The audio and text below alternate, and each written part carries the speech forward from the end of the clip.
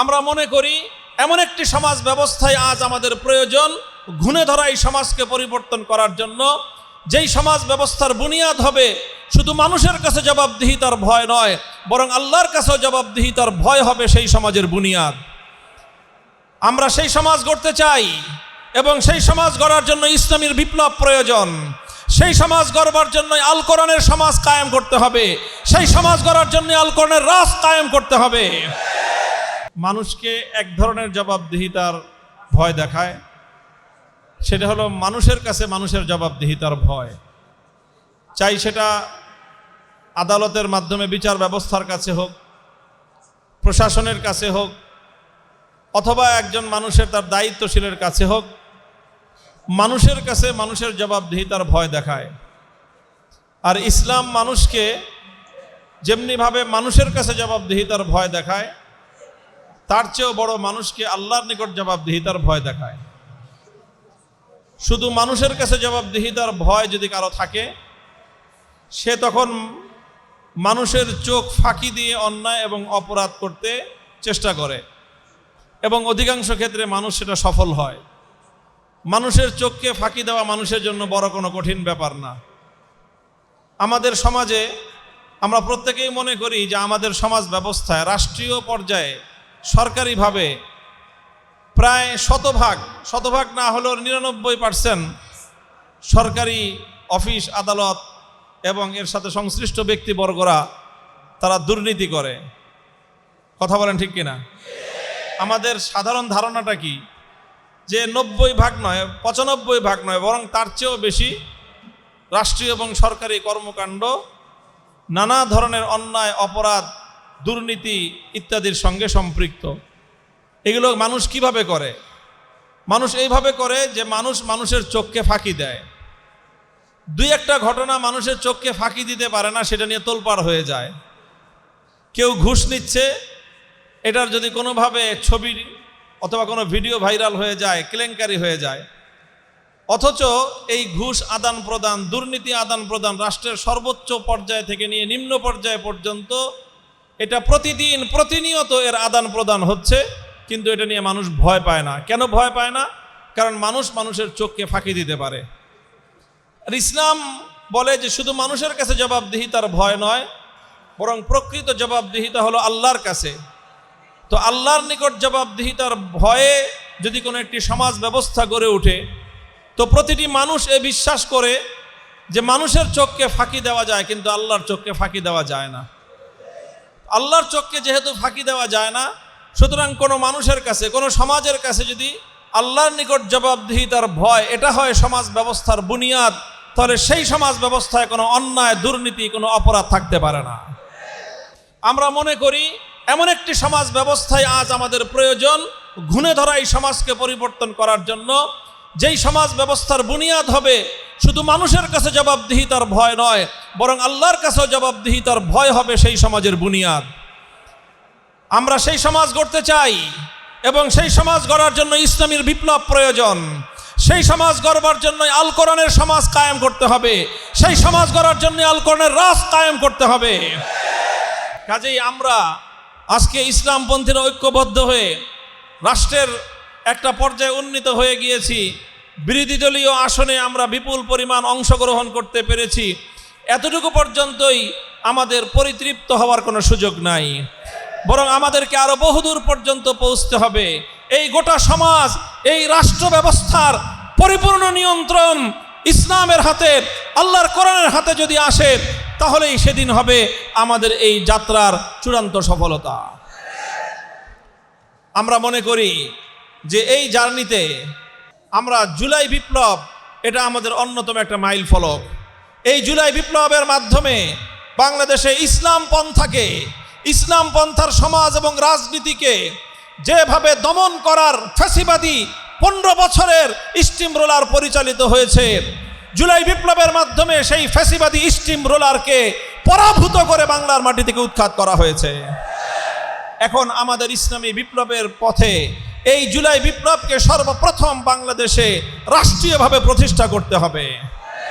এই জন্য জুলাই বিপ্লব পরবর্তী জাতীয় সংসদ নির্বাচনের মাধ্যমে যেই সরকার ক্ষমতাসীন হয়েছে, তাদের কাছে আমাদের স্পষ্ট বার্তা হলো এই, জুলাই সনদের ব্যাপারে, জুলাই বিপ্লবের ব্যাপারে কোনো ধরনের টাল বাহানা আমরা বরদাস্ত করব না।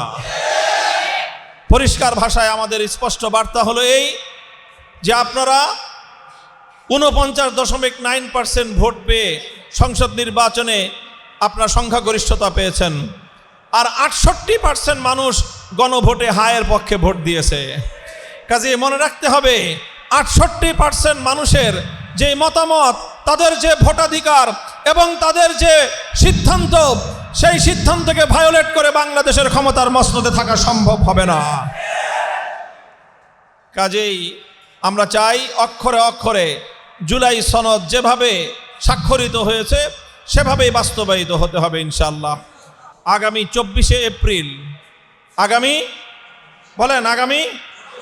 24শে এপ্রিল শুক্রবার রাজধানী ঢাকার সোহরাওয়ার্দী উদ্যানে বিকেএম এর উদ্যোগে, বাংলাদেশ খেলাফত মজলিসের উদ্যোগে এই গণভোটের রায় কার্যকর করার দাবিতে গণসমাবেশ অনুষ্ঠিত হবে ইনশাআল্লাহ।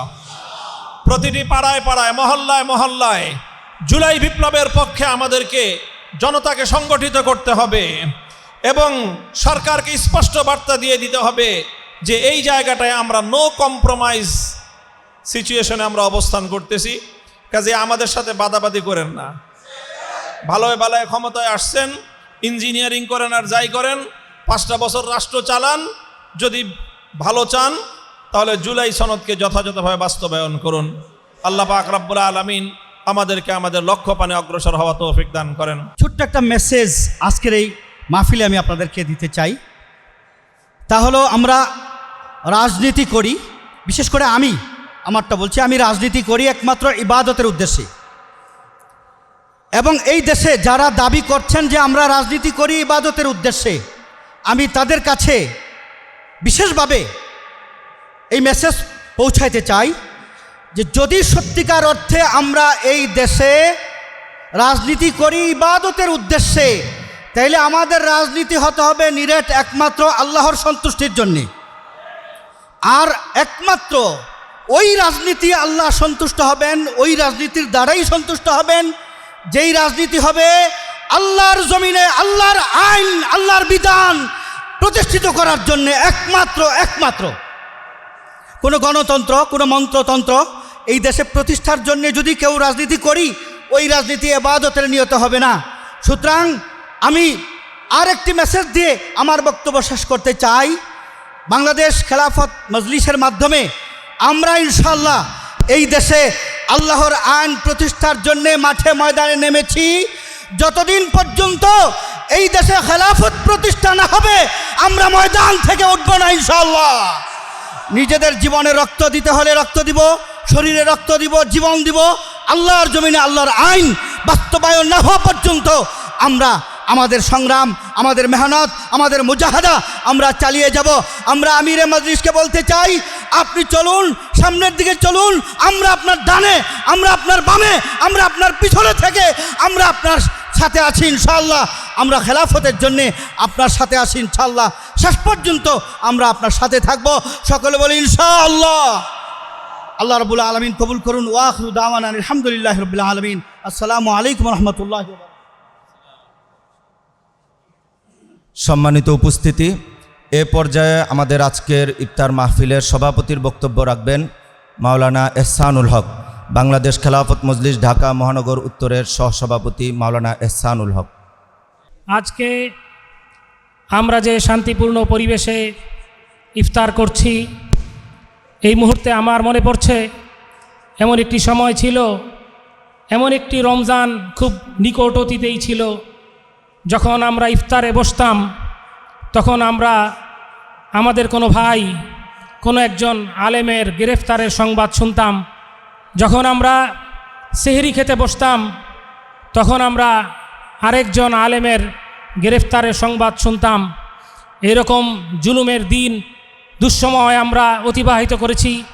এই শান্তিপূর্ণ সময় আমরা পেয়েছি, এটা জুলাইয়ের অবদান। আজকে যে সরকার প্রতিষ্ঠিত হয়েছে, যে নির্বাচন অনুষ্ঠিত হয়েছে, এগুলো সবই জুলাই গণ অভ্যুত্থানের অবদান, হাজারো শহীদের অবদান। কিন্তু আমরা লক্ষ্য করছি বর্তমান সরকার ক্ষমতাসীন হয়েই জুলাইকে উপেক্ষা করার, অবজ্ঞা করার চেষ্টা করছে। আমরা সরকারকে বলে দিতে চাই, আপনারা যদি জুলাইকে অবজ্ঞা করেন, জুলাই গণ অভ্যুত্থানকে অবহেলা করেন, তাহলে দেশের জনগণ আপনাদেরকে প্রত্যাখ্যান করবে। প্রিয় ভাই ও বন্ধুগণ, আজকের এই ইফতার মাহফিলে ঢাকা মহানগরীর আহ্বানে সাড়া দিয়ে যারা উপস্থিত হয়েছেন সকলকে ধন্যবাদ জানিয়ে আমি আমার বক্তব্য শেষ করছি। আসসালামু আলাইকুম ওয়া রাহমাতুল্লাহ। এ পর্যায়ে সংক্ষিপ্ত বক্তব্য রাখার জন্য অনুরোধ করছি এনসিপি ঢাকা মহানগর উত্তরের সম্মানিত আহ্বায়ক জনাব আরিফুল ইসলাম আদিব ভাইকে সংক্ষিপ্ত বক্তব্য রাখার জন্য অনুরোধ করছি। বিসমিল্লাহির রহমানির রহিম।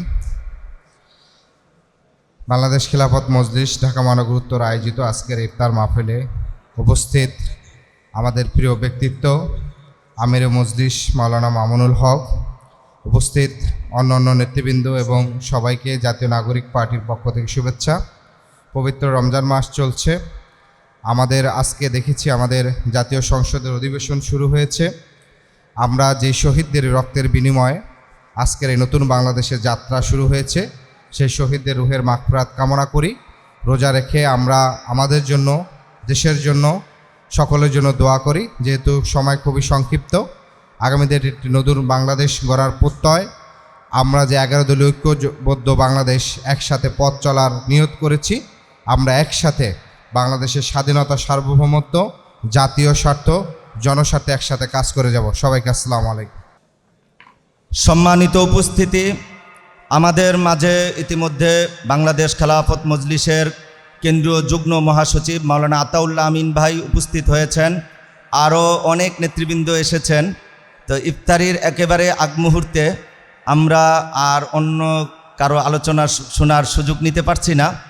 এ পর্যায়ে আমাদের সামনে আমাদের আজকের এই ইফতার মাহফিলের প্রধান অতিথি